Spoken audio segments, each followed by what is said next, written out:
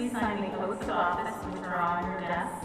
Well, it's incredibly exhilarating to be able to be among the 80 assembly members of the state of California. Only a couple years ago, I was just an intern for some of the assembly members I'm going to be working with.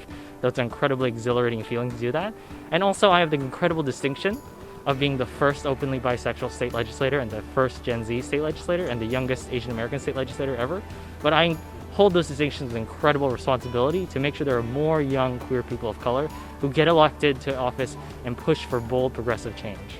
And with the hopes of 40 million Californians as motivation, we will make 2021 a year of seizing opportunities for healing, for justice, and for building a stronger future. Generation Z, my generation, is ready to take the helm of leadership and solve the crises that we have inherited. My big important priorities are going to be within housing and transportation, to make sure that housing is realized as a real human right in the wealthiest country in the world, and to make sure that there are plentiful transport options in between the housing options. The third priority for me is getting corporate special interest money out of politics.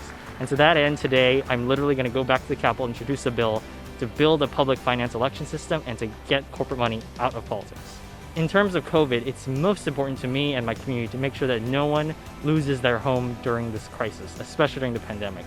We have to make sure that people are able to have their incomes and their homes, and to make sure that, especially my Bay Area counties, that we are protecting the lives of frontline workers, service workers, and people who work in the healthcare industry. Personally, my mother works in the county hospital, so it's of imperative personal importance and my districts to make sure that we defeat the virus.